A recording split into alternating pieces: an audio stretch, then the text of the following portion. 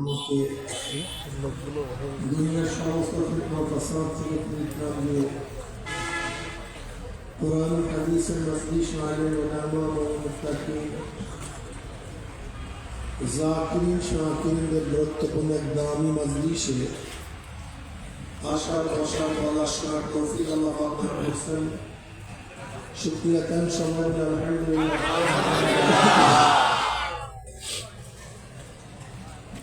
আমার পর্দারের মা বোনেরা,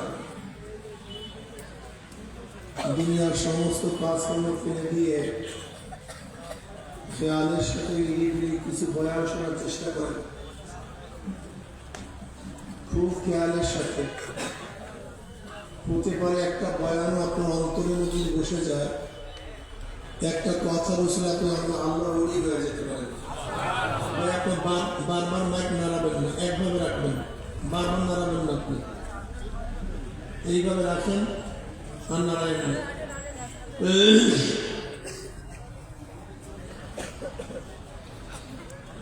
এই মাজলিস অনেক গুরুত্বপূর্ণ, অনেক দামি, অনেক দামি।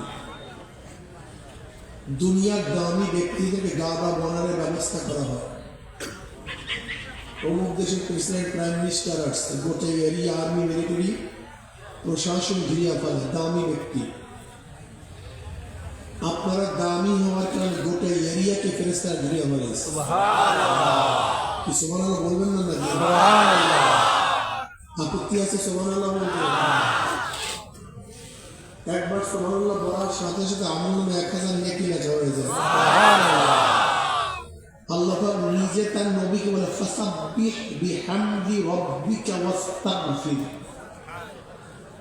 তাসবিহ তাহমিদ বেশি বেশি পাঠ করো এবং বেশি বেশি তওবা করো। কে বলছে? আল্লাহ। কাকে বলছে?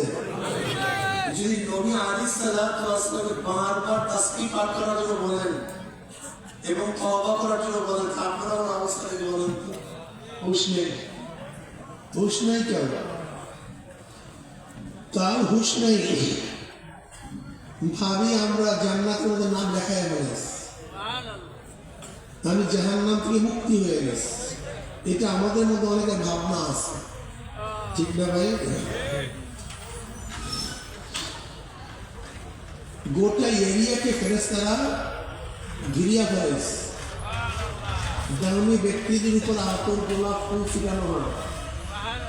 আপনারা দামি হওয়ার কারণে আল্লাহ নিজেই আপনাদের রহমতের সাকিনা বসিয়ে দামি ব্যক্তিদের আলোচনা সব জায়গায় ছড়িয়ে পড়ে। আপনারা দামি হওয়ার কারণে আল্লাহ নিজেই আপনাদের আলোচনা শুরু করেছে। وعن أبي هريرة رضي الله تعالى عنه وعن سعيد رضي الله تعالى عنه أنهما شهد على رسول الله صلى الله عليه وسلم فرنا صلى الله عليه وسلم أنه قال لا يقبل قوم يعصون الله تعالى إلا هفتهم الملائكة وغشيتهم الرحمة ونزلت عليهم السكينة وذكرهم الله في من عنده رواه مسلم। আমি সবসময় জিকিরের মাজলিসকে ধোলাই কারখানা বলি। দুনিয়ার ধোলাই কারখানায় জামা কাপড় পরিষ্কার করা হয়, আর জিকিরের ধোলাই কারখানায় গুনাহ পরিষ্কার করা হয়।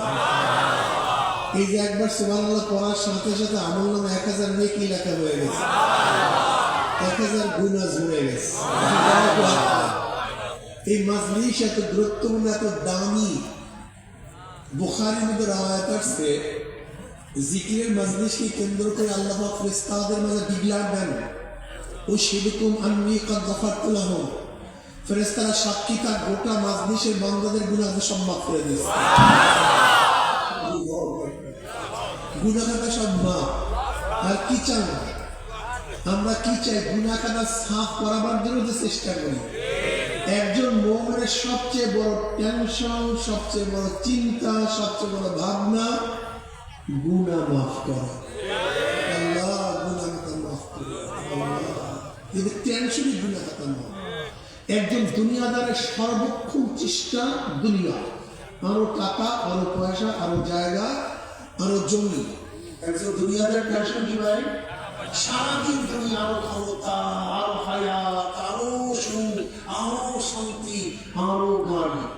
আর একজন আখরাতের মোমেন যে আখরাতকে বিশ্বাস করে, এরকম মোমেনের সবসময় টেনশন আখেরা, আমি আরো নেক, আরো সুরা, আরো গুনামা, আরো অবসর। কি কথা ঠিক না? আমি যে আয়াসের তেলাওয়াত করছি সংক্ষিপ্ত একটা আয়াত, সংক্ষিপ্ত হাদিস, এর উপরে যে আলোচনা করব বাকি আল্লাহ পাকের ইচ্ছা। আজকে দুনিয়ার মধ্যে আমরা বিভিন্ন ডিজাইনের, বিভিন্ন পথের, বিভিন্ন মতের মানুষ বসবাস করি। কেউ মুসলমান, কেউ হিন্দু, কেউ বৌদ্ধ, কেউ খ্রিস্টান, কেউ আস্তিক, কেউ নাস্তিক, কেউ ধনী, কেউ গরিব, কেউ শিক্ষিত, কেউ মূর্খ, কেউ আওয়ামী লীগ, কেউ বিএনপি, কেউ জাতীয় পার্টি, কেউ জাসদ, কেউ বাসদ, কেউ নামাজ পড়ি, কেউ নামাজ পড়ি না, কেউ চরমকে মোহাব্বত করি, কেউ ঘৃণা করি, কেউ আলেমদেরকে মোহাব্বত করে, কেউ আলেমকে ঘৃণা করে। আছে কি নাই? এই মাজলিসের মধ্যে সবাই এক ডিজাইনের, এক মতের, এক পথে নই। এই মাজলিসের মধ্যে আমরা বিভিন্ন ডিজাইনের, বিভিন্ন চেহারা, বিভিন্ন রঙের, বিভিন্ন ঢঙ্গের, বিভিন্ন মতের, বিভিন্ন আদর্শ লোক আছে কি নাই? কিন্তু মৃত্যুর পরে কোন যুবকরা ভালো মতো শুনবা, আমার মা বোনেরা ভালো মতো শুনবেন, হৃদয়ঙ্গম করবেন, মুখস্থ করবেন, হেফজ করবেন, বয়ান ঘরে নিয়ে যাবেন। মৃত্যুর পরে গ্রুপ কয়টা ভাই? আমার বক্তব্য না, আল্লাহ পাক নিজেই বলেন ফারিকুন ফিল জান্নাতি ওয়া ফারিকুন ফিস সাইর। একদল জান্নাতি আর একদল জাহান্নামী। বলেন একদল জান্নাতি আর একদল জাহান্নামী। ধনী নাই, গরিব, শিক্ষিত, আওয়ামী লীগ, বিএনপি, জাতীয় পার্টি, জাসদ, বাসদ, আস্তিক, নাস্তিক সব শেষ। চরমনাকে মহব্বত করেন, ঘৃণা করেন, সব গ্রুপ কয়টা? একদল জান্নাত আর একদল জাহান্নামী। ইস্তাফা নাফসাক ইস্তাফা কলবক। আপনি আপনার কাছে প্রশ্ন করেন, আমি আমার কাছে প্রশ্ন করি। মন সারাদিন মারামারি, কাটাকাটি, বাজাবাজি, কত না কি করলাম, কিন্তু গ্রুপ তো দু চারটা জান্নাতি আর একদল জাহান্নামী। আমি কোন গ্রুপে? আমি কোন দলে? একদিনে করছেন, রাত্রে চিন্তা করেন না, রাত্রে চিন্তা আগামীকাল টাকা, জমি, ব্যবসা বাণিজ্য। কিন্তু কে আমাকে বানাইলো, কেন বানাইলো, কে আমাকে বানাইলো, কেন বানাইলো, কি করা উচিত ছিল, কি করতেছে, আমার মৌলাতে কি উপায় হবে, আমার কবর কি উপায় হবে, আমার কিয়ামত কি উপায় হবে, আমার ডাইনাতে না বাম হাতে। এই চিন্তা অনেকের মধ্যেই, অর্থাৎ দুনিয়ার তামাশা আমাদের মধ্যে এমন ভাবে মনে হয় দুনিয়া থেকে যাবই না, মরবই না, স্থায়ী এক জিন্দগি বানাই। আমাদের চলাফেরা, ওঠা বয়সা, কোনদিন মারা যাবে চিন্তা আমাদের অনেকের মধ্যে নেই। কি ভাই কথা বলেন? কিছু মানুষ এরকম ভোরে ওঠে, ঘুমাবার আগ পর্যন্ত একটা নিয়ত করে, ঘুম থেকে ওঠার পর থেকে ঘুমাবার আগ পর্যন্ত একবার আমার আল্লাহকে ডাকে না, একটা সিজদা করে না, একটা রুকু করে না, একটু জিকির করে না, সারাদিন গুনার মধ্যে ডুবন্ত অবস্থায় আছে। বিয়া করে একদিন চিন্তা করছো এই অবস্থা যদি আপনার ধাক্কা দিয়ে আসতে, হ্যাঁ একদিন চিন্তা করছেন, হায়াত মনে করছেন আপনার এত লম্বা, আসলে ধারে কাছে যেতে পারবে, ঠিক না? গত পরশু মাহফিল তো আমাদের এলাকা টুঙ্গিবাড়িয়া, মাহফিল শেষে আমাদের যুব আন্দোলনের সভাপতি ওই ইউনিয়নে তওবা করার সময় রুমালটা আগায় দিচ্ছে, একই সাথে তওবা করছে। আমি মাহফিল শেষে চলে আসছি মাহমুদিয়া মাহফিলে, মাহমুদিয়া মাদ্রাসা পরিষদ। মাহফিল শেষে নামছি, আমার কাছে খবর আসছে অ্যাক্সিডেন্ট করছে, ইউসুফ ভাই অ্যাক্সিডেন্ট করছে। ছুটে গেলাম হসপিটালে, আমার সামনে ডাক্তাররা বুঝবো সেটা দুনিয়া ফেলে। একটু আগে তওবা করে চলে আসছে। যুবক মানুষ, স্ত্রী অন্তঃসত্ত্বা, বাচ্চা কাচ্চা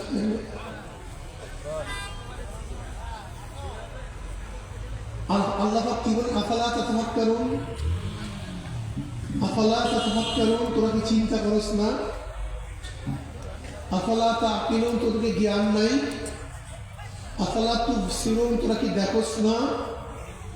ইয়া উলিল আলবাব, হে জ্ঞানীরা, ইয়া উলিল আবসার, হে চক্ষুওয়ালারা, তোরা কি দেখোস না সব কিছু ঘটতেছে, সব কিছু তোদের সামনে? একটু কি চিন্তা করস না? আচ্ছা বলেন, তুমি খেয়াল করে দেখেন তো, আমার কথার জবাব দেন। এক ব্যক্তি দুনিয়াতে বিল্ডিং নাই, গাড়ি নাই, বাড়ি নাই, জমি নাই, টাকা নাই, পয়সা নাই, সামান্য বস্ত্র সতর ঢাকার মতো, কিন্তু মাওলাকে নিয়ে কবরে গেছে। আচ্ছা বলেন তো, এবার কোনো ক্ষতি আছে? চিন্তা করে দেখেন তো, কোনো ক্ষতি আছে? টাকা নাই, পয়সা নাই, জায়গা, জমি, মেম্বার হয় না, চেয়ারম্যান, এমপি, মিনিস্টার, কিচ্ছু হয় না, কিচ্ছু নাই, কিন্তু মাওলাকে নিয়ে কবরে গেছে। কোনো ক্ষতি আছে? আর এক ব্যক্তি গোটা খুলনা শহরে 200-300 বাড়ি, হাজার হাজার কোটি টাকার মালিক, জানের অভাব নাই, প্রাইম মিনিস্টার, সম্মান ইজ্জতের অভাব নাই, কি মাওলাকে নিয়ে কবরে যেতে পারে? বলেন তো,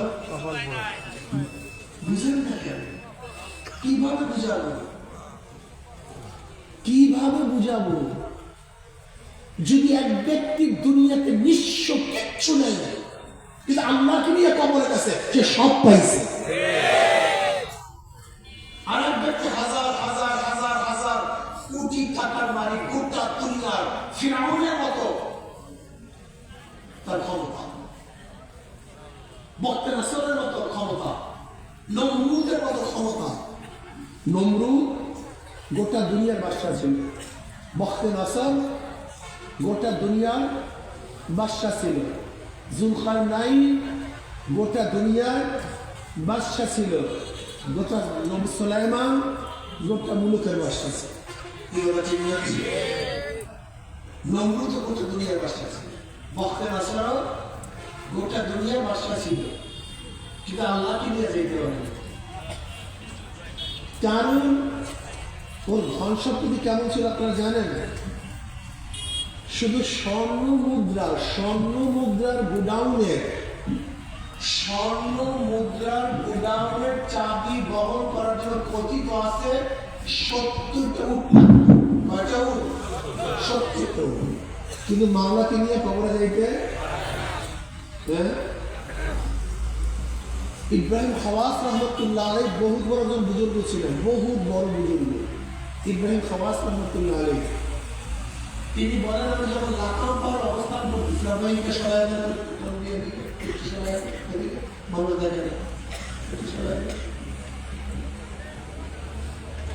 আমি যখন লাখম পাওয়ার অবস্থান করতেছিলাম, আমি এক গলির ভিতর থেকে রওনা করছি। আমি দেখি রাস্তার পাশে এক ব্যক্তি পড়া অবস্থা, তার সমস্ত শরীরের মধ্যে ডেঙ্গুর বল্লা। কি বল্লা ভাই? সমস্ত শরীর। আমি যদি সালাম দেব আসসালামু আলাইকুম, সে আমার সালামের নজর ওয়ালাইকুম আসসালাম, ইব্রাহিম কেমন আছে? আমি আশ্চর্য হয়ে গেছি, উনি আমাকে চিনল কিভাবে? উনি আমাকে, আমি বলছি আসসালামু আলাইকুম, সে কি বলছো? ওয়ালাইকুম আসসালাম, ইব্রাহিম কেমন আছো? আমি আশ্চর্য হয়ে গেছি, তুমি আমাকে চিনলা কিভাবে? মানে যার সাথে মাওলার পরিচয় আছে তার থেকে কোনো কিছুই গোপন না, যার সাথে মাওলার পরিচয় আছে তার থেকে কোনো কিছুই গোপন না।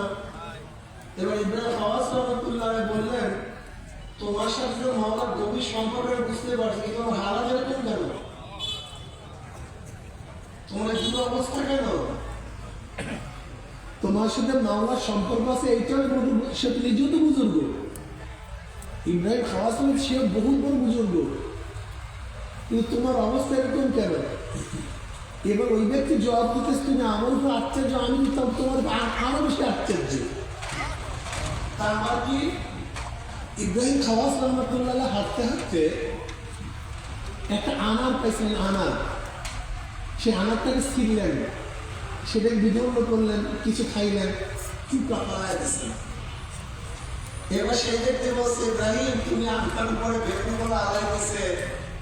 এইটা দেখে আশ্চর্য হইতেছে, আমি তোমার উপর আরো বেশি আশ্চর্য এই জন্য, আমাকে যদি পোকা আঘাত করে আমি মারা যাই, আমার কোনো সমস্যা নেই,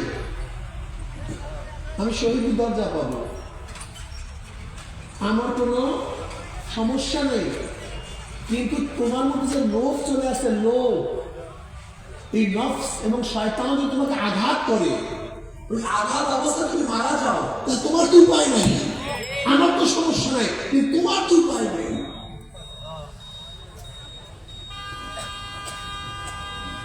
আসলে আমাদের ইমান এত দুর্বল,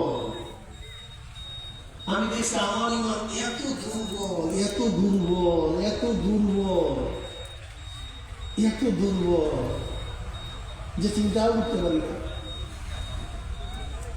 আমাদেরকে বিশ্বাস হয় না যে কয়েকদিন পরই এক ভিন্ন জায়গায় চলে যাবে, বিশ্বাস নেই। কি নিয়ে রওনা করছে, কোথায় রওনা করছে? আজকে আমেরিকায় রাশিয়ার মানুষটাকে এক সেকেন্ড এক মিনিটে খবর নেওয়া যায়, কিন্তু বাড়ির দরজায় বাবাকে, দাদাকে, ভাইকে, সবাই সংস্কৃতি তো খবর নিতে পারিনি। আপনি এবং আমিও যখন যাব, কেউ খবর নিতে পারবে নাকি ভাই? কেউ না। যদি আল্লাহ খবর নাই নেই, কি নিয়ে রওনা করছে, কোথায়? আমেরিকা থেকে আবার ফিরে আসবে, কিন্তু কবর থেকে আবার কোনোদিন ফিরে আসবে। সৌদি থেকে ফিরে আসবে, কিন্তু এই মাটির নিচের থেকে আসবে, আমরা কেউ আসবো। গাছগুলি পুরো পাতায় ভরা, সবুজ গাছ। কি ভাবছেন এই পাতাগুলি সব পুরান পাতা না সব নতুন পাতা? পুরানগুলি সেখানে সব নতুন, কিন্তু নতুনের ভিড়ে পুরানের কথা বলি। এখানে যারা আছে সব নতুন মানুষ, পুরানরা সব ঝরে গেছে, আমরা নতুনরা সব ভরে গেছে। আবার যখন আমরা পুরান হয়ে যাবো, আমরা সরে যাবো নতুন। দুনিয়ার জনপদ তো ভরপুর থাকবে, কিন্তু তুমি আমি থাকবো না। গাছের পাতা ভরপুর থাকবে, তো পুরানটা থাকবে না।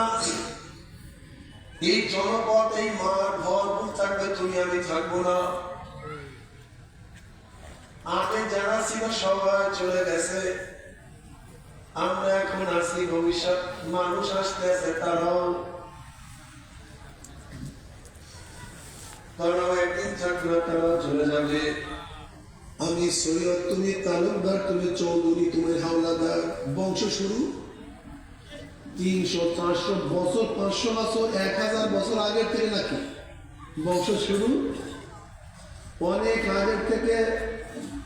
এইটা তালুকদার বাড়ি, চৌধুরী বাড়ি, এই তালুকদার বাড়ি, চৌধুরী বাড়ি, সৈয়দ বাড়ি, যারা সৃষ্টি করছে তাদের নাম বলে নাই।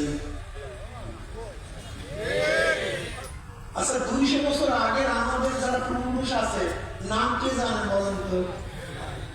হ্যাঁ, অথচ তাদের অরিজিন তো আমার মধ্যে, তারই রক্ত। হ্যাঁ, 200 বছর আগে আমার পূর্বপুরুষের কথা ভুলিয়া গেছি। আমার যখন আমাদের সামনে 200 বছর চলিয়া যাবে, আমি 200 বছর পথ হয়ে যাব।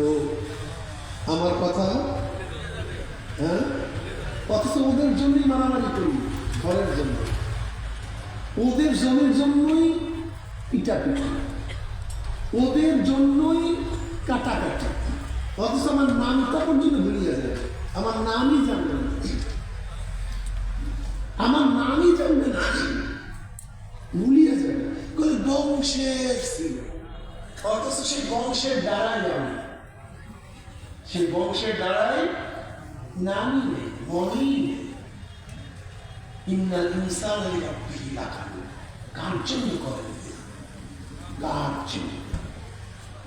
যার জন্য করেন নামও তুমি রাখবেন, অথচ নিজের জন্য কিছু করি। আমাদের সে কম বক্ত, আমাদের সেই বোকার দুনিয়া থেকে হতে পারে না। সবচেয়ে বড় বোকা আমি আমার কোনো খবর নেই, অন্য নিয়ে ব্যস্ত হয়ে গেছি।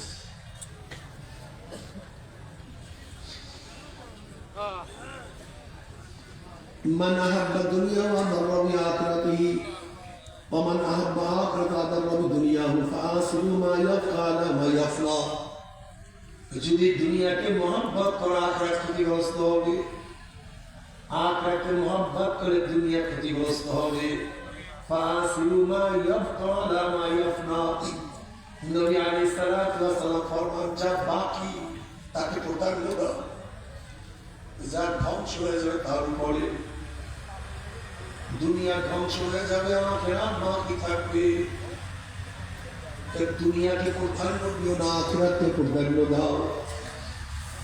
আখিরাতকে প্রাধান্য দাও, আখিরাতকে প্রাধান্য দাও। এ আমার যুবক বাবারা, মুরব্বী বাবারা, পর্দারা মা বোনেরা,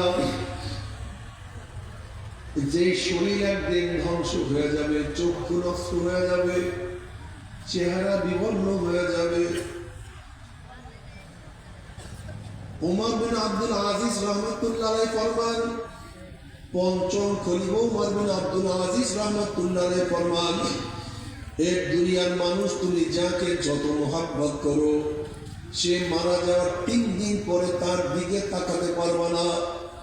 যে স্ত্রীকে এত মহব্বত করো, মারা যাওয়ার 3 দিন পরে দেখবে স্ত্রীর শরীর ফুলিয়ে গেছে, চেহারা বিবর্ণ হয়ে গেছে, শরীর ফাটিয়া ফাটিয়া পুষ পড়া শুরু করছে। কি যে দুর্গন্ধ! যে স্বামীকে এত মহব্বত করো, মারা যাওয়ার 3 দিন পরে চেহারা দিয়ে তাকাতে পারবা না। যে সন্তানকে এত মহব্বত করো, মারা যাওয়ার 3 দিন পরে দেখবা চেহারার অবস্থা খুব খারাপ হয়ে গেছে। যে শরীর একদিন ধ্বংস হয়ে যাবে, মাটির সাথে মিশিয়া যাবে, যে শরীর একদিন অস্তিত্ববিহীন হয়ে যাবে, সেই শরীরের জন্য কত কি করলা, এই চেহারাকে কত সাজাইলা, এই শরীরকে কত দৌত করলা, এই শরীরকে কত চিকিৎসা করলা, অথচ শরীর একদিন ধ্বংস হয়ে যাবে। কিন্তু সেই রুহুর কোনো ক্ষয় নাই, কোনো লয় নাই, যে রুহুর কোনোদিন ক্ষয় নাই, লয় নাই, ধ্বংস নাই, সেই রুহুর খবর তুমি নিলা না। তোমার সে বড় বদনসিব কপাল পড়ার কেউ হইতে পারে না। বাবারে, আজকে তুমি আমি আলেম ওলামা দেখলে দোয়া চাই, হুজুর আমার জন্য দোয়া করে আমার ব্যবসা ভালো হয়, হুজুর আমার জন্য দোয়া করে যে আমার রোগ মুক্ত হয়ে যায়, হুজুর আমার জন্য দোয়া করে আমার দুনিয়াতে স্থাবলিশ হইতে পারি। কিন্তু ঈসা আলাইহিস সালাতু ওয়াস সালাম একদিন এক বস্তির নিকট থেকে রওনা করছে। এক যুবক ঈসা আলাইহিস সালাতু ওয়াস সালাম দেখিয়ে চিনিয়া ফেলাইছে, তিনি নবী ঈসা। এবার যুবক দোয়া চায়, হুজুর আপনি আমার জন্য দোয়া করেন, মাওলা যেন আমাকে তার মুহাব্বতের এক অণু পরিমাণ মুহাব্বত দান করে। তুমি আমি দুনিয়া চাই। আর ওই যুবক মাওলার কাছে ঈসা আলাইহিস সালাতু ওয়াস সালাম কাছে চাইছে, মাওলার মুহাব্বত আমার জন্য দোয়া কর, মাওলা যেন আমাকে এক অণু পরিমাণ মুহাব্বত দান করে। ঈসা আলাইহিস সালাতু ওয়াস সালাম বলেন, যুবক তুই মাওলার এক অণু পরিমাণ মুহাব্বত সহ্য করতে পারবা না। এবার যুবক বলতে আছে, নবী ঈসা তাহলে অর্ধ অণু পরিমাণ মুহাব্বত যেন আল্লাহ আমাকে দান করে। নবী ঈসা আলাইহিস সালাতু ওয়াস সালাম আল্লাহর কাছে দোয়া করলেন, মাওলা হে, তোমার মুহাব্বতের অর্ধ অণু পরিমাণ মুহাব্বত যুবককে দান করো। এই দোয়া করে ঈসা আলাইহিস সালাতু ওয়াস সালাম সেখান থেকে চলে গেলেন। অনেকদিন পরে সেই বস্তির কাছে আসার পরে ঈসা আলাইহিস সালাতু ওয়াস সালামের মনের মধ্যে আসছে, যে যুবকের জন্য অর্ধ অণু পরিমাণ মুহাব্বতের দোয়া করছিলাম, সেই যুবকের অবস্থাটা কি? গ্রামবাসীর কাছে প্রশ্ন করছে, সেই যুবক কোথায়? গ্রামবাসী বসে যুবক তো অনেক আগে ঘর সারিয়া বাড়ি সারিয়া চলিয়া গেছে, জানি না সে কোথায় আছে। আল্লাহর কাছে নবী ঈসা আলাইহিস সালাতু ওয়াস সালাম বলেন, মাওলা হে, সেই যুবকের সাথে সাক্ষাৎ করতে চাই, সেই কোথায় আছে? এবার আল্লাহ পাক বলেন, যাও ওই পাহাড়ের উপরে যুবক আছে। ঈসা আলাইহিস সালাতু ওয়াস সালাম পাহাড়ের উপরে গিয়া দেখেন পাথর উপরে দাঁড়াইয়া আকাশের দিকে তাকাইয়া যুবকটার সাথে যেন মধুর আলাপ করতে আছে, কথা আলাপ করতে আছে, কথাবার্তা বলতে আছে। আকাশের দিকে তাকাইয়া বিড়বিড় বিড়বিড় করিয়া কথা বলে। নবী ঈসা আলাইহিস সালাতু ওয়াস সালাম সালাম দিলেন, আসসালামু আলাইকুম আমি ঈসা। যুবক সালামের কোনো জবাব দিলেন না।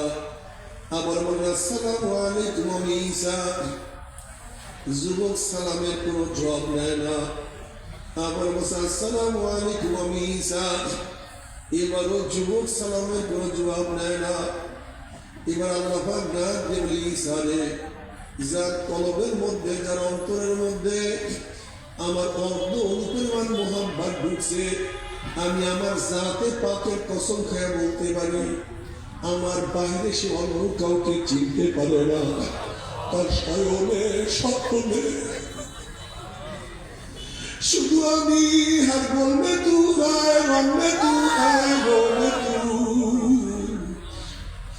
हर जा तू जिधर देखता हो मैं तू ही तू है, तू ही तू है, तू ही। अब तमन्ना दिल से रुखसत हो गई, अब तू आजाद तू बता गई। बुजुर्गी की नहीं हमको जरूरत, गुलाम अपना बना ले खुदा।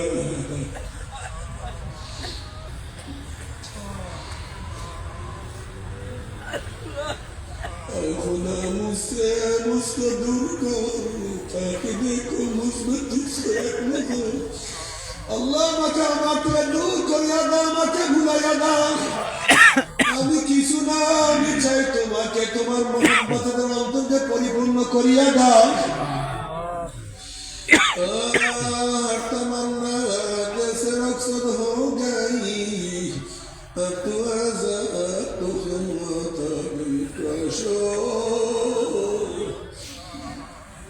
আমার যুবক বাবারা, আমার মুরব্বী বাবারা, আমার পর্দা মা বোনেরা, কত রিক্সাওয়ালা আমার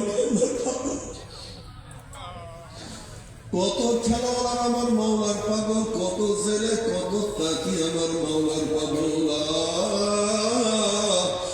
আল্লামা রুমি রহমাতুল্লাহ আলাইহি ওই বন্ধু কামার সারা রাত টাকাই তো আর রুমি রহমাতুল্লাহ আলাইহি মাওলার প্রেমে ভয়া খাওয়া শুরু করতো। কত পাগল, কত গরিব, কত গরিব আমার মাওলার পাগল।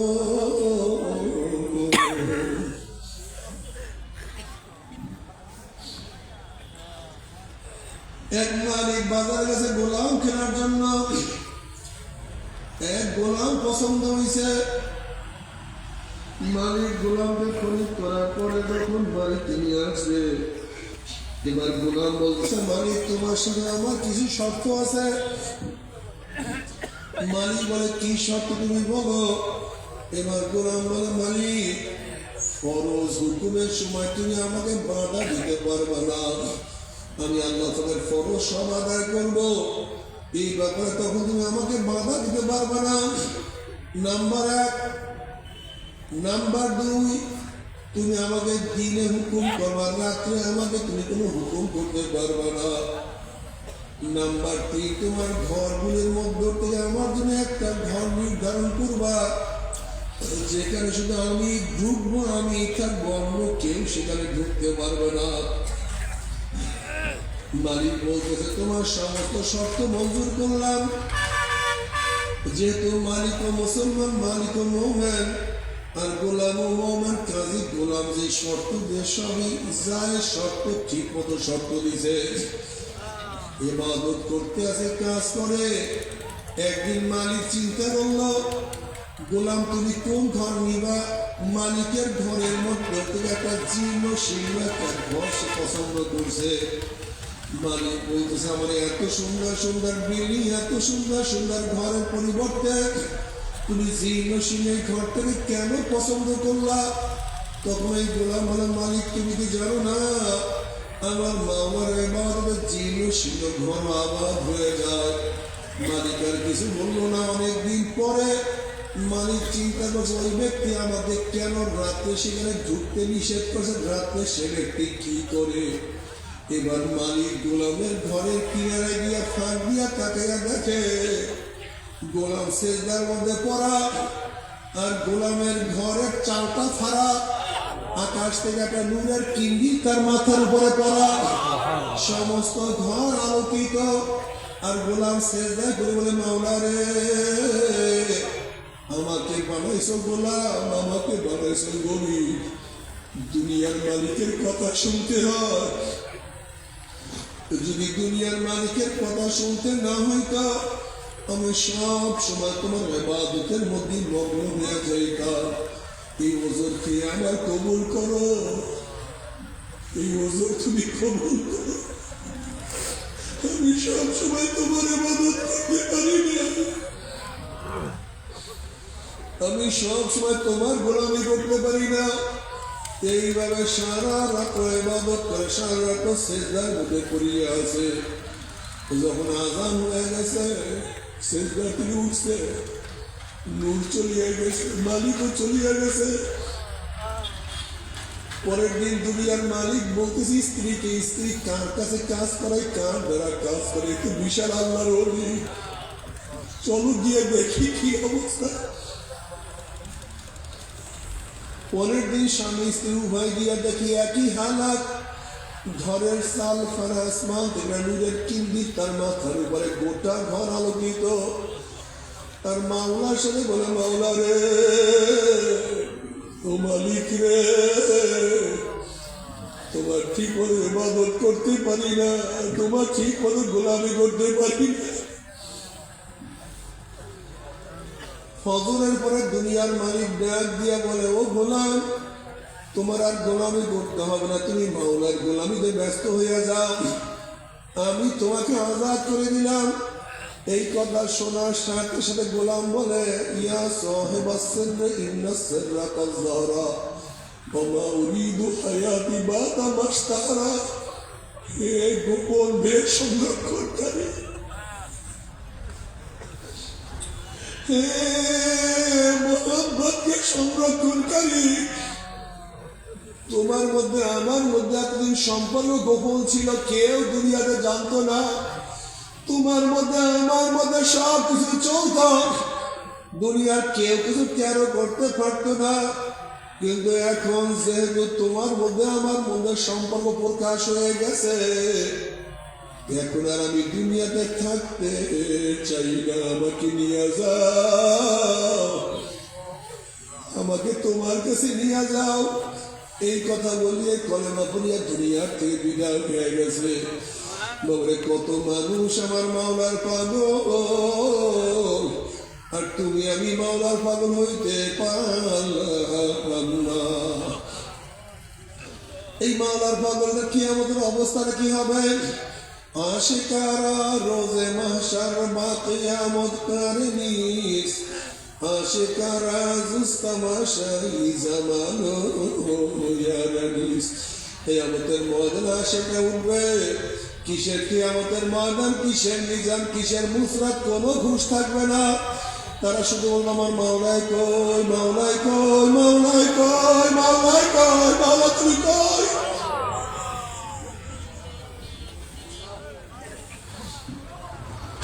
তুমি আমার মাওলা রব্বুল আলামিন বলবে ফেরেশতারা নূরের পর্দা সরাইয়া দে। আমার মাওলা যখন নূরের পর্দা সরাইয়া দেওয়া হবে, নবী আলাইহিস সালাতু ওয়াস সালাম ফরমান সাতারাউনা রাব্বাকুম কামা তারাউনাল কমারা লাইলাতাল বদরি। যেরকম পূর্ণিমার চন্দ্র আকাশে উদিত হইলেন, ভিড়া ভিড়ি ধাক্কা ধাক্কি বিদ্যুৎ প্রত্যেকের জায়গা থেকে পূর্ণিমার চন্দ্র দেখতে পারে। আমার মাওলা যখন নূরের পর্দার মধ্য থেকে বের হয়ে আসবে। প্রত্যেকটা জান্নাতি ভিড়াভিড়ি ধাক্কা ধাক্কা আমার মাওলাকে দেখিয়ে ফেলাইবে। আবার মাওলাকে দেখার সাথে সাথে সমস্ত জান্নাতীরা সিজদায় পড়িয়া যাবে।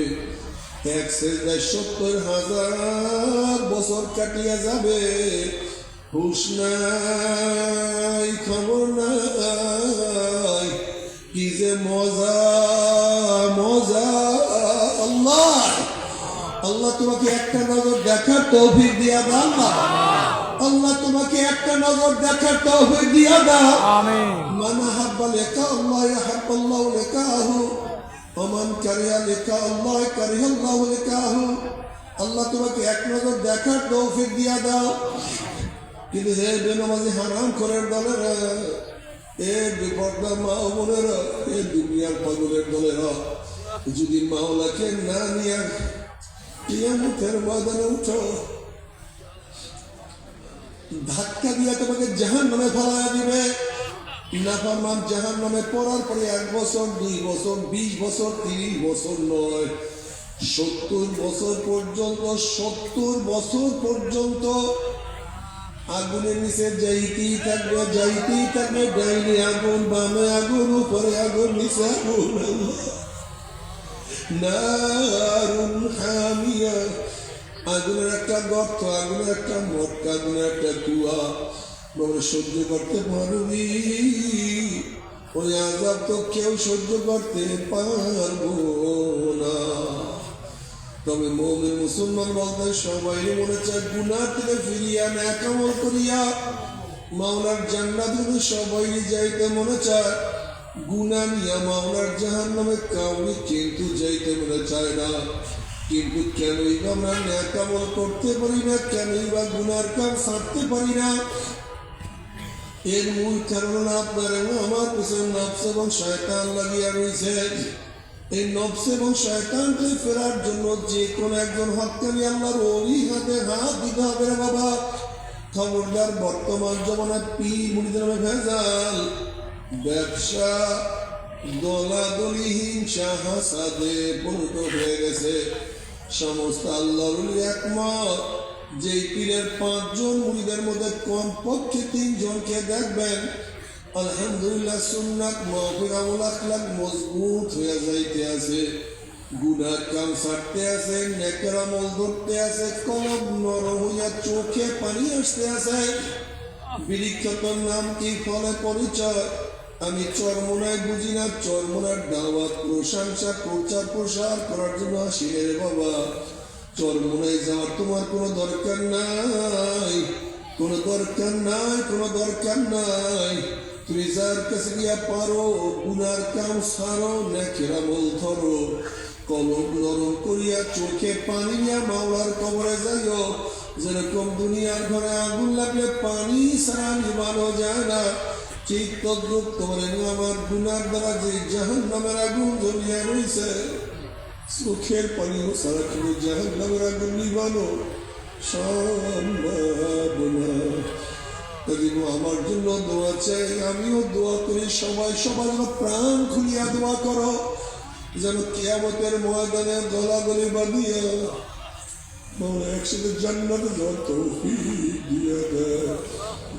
আল্লাহুম্মা আমিন, আল্লাহুম্মা আমিন। ও আমার পর্দার মা বোনেরা, ও আমার মা বোনেরা, 2 হাত তুলিয়া মাওলার দ্বারা কান্দো আর মাওলার কাছে মাঝে আল্লাহ আল্লাহ কত আলেম ওলামা তুমি হাত তুললাম রে মাওলা। আল্লাহ কত সাদা দাড়িওয়ালা ভাই দেখিনি হাত তুললাম রে মাওলা। আল্লাহ তোমার হাবিব বসে সাদা দাড়িওয়ালা যখন কান্দন না তখন লজ্জা হইয়া যাও। আল্লাহ কত বেগুনাহ না বলে তালবেলেন ভাই দেখিনি হাত তুললাম রে মাওলা। আল্লাহ কত জাকিরিন শাকির ওয়া খাস খাস বান্দা দেখিনি হাত তুললাম রে মাওলা। আল্লাহ আমি তো গুনাহগার, আমার দিকে না তাকাইয়া তোমার যেই বান্দার হাত পছন্দ হয় তার উসিলা আমাদের সবার গুনাহ খাতা মাফ করে দাও। আমিন। আল্লাহ মাফ করবাই না, ক্ষমা করবাই না, তারা তোমার বন্দার এখানে কেন আসছে? আমরা রিলিফ নেওয়ার জন্য আসি না, গম নেওয়ার জন্য আসি না, কম্বল খাওয়ার জন্য আসি না। কেউ নামাজ কাজা করিয়া ফলাইছি, কেউ রোজা ছাড়িয়া দিছি, কেউ গাঁজা ইয়াবা মদ পান করিয়া ফলাইছি, কেউ সুদ ঘুষ গ্রহণ করিয়া ফলাইছি, কেউ বেপরদ অপকর্মের মধ্যে লিপ্ত হইয়া গেছি। আল্লাহ আমরা জাহান্নামের কাজ করিয়া ফলাইছি। আল্লাহ জাহান্নামের খাতা থেকে আমাদের নামটা কাটিয়া দেয়। আল্লাহ জাহান্নামের খাতা থেকে আমাদের নামটা কাটিয়া দেয়।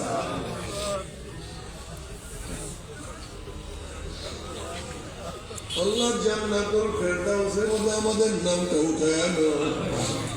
আল্লাহ সন্তান অন্যায় করিয়া বাবার কাছে মাপ না পেলে মার কাছে মাপ পাওয়ার আশা করে, ভিক্ষুক এক দরজা ভিক্ষা না পেলে অন্য দরজা ভিক্ষা পাওয়ার আশা করে। আমরা তোমার দুয়ারের ভিক্ষুক, তুমি হাঁকাইয়া দাও, তারাইয়া দাও, আর কোনো দরজা নাই রে মালিক,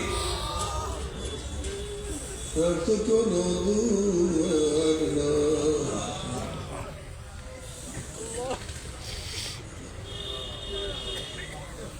আল্লাহ আমার যুবক ভাইকে কবুল করিয়া নাও, আমার মুরব্বী ভাইকে কবুল করিয়া নাও, আমার মা বন্ধুকে কবুল করিয়া নাও। আল্লাহ আমরা যারা হাত তুললাম জানি না কার মা নাই, বাবা নাই, স্ত্রী নাই, স্বামী নাই, সন্তান নাই, দাদা নাই, দাদু নাই, নানা নাই, নানি নাই। আল্লাহ যত কবুল শিয়া দিয়েছে, বংশের যত কাদিরা কবর শিয়ার সবার কবর আযাবকে মাফ করে দাও। আল্লাহ খাস করে আমাদের শায়েখ মুর্শিদের কবরের জান্নাতের বাগিচা বানাও। মাদালা সহ তামাম দুনিয়ার মাশায়েখের মাকামকে জান্নাত বলে করে দাও। আমাদের আওলাদ আর খাস গোলাম পরিষদ কবুল করে নাও।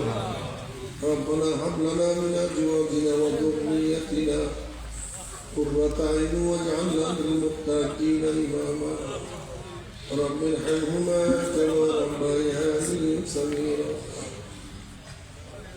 وصلى الله تعالى على خير خلقه محمد وآله وأصحابه وأزواجه وأتباعه أجمعين وارحمنا معهم برحمتك يا أرحم الراحمين. বসে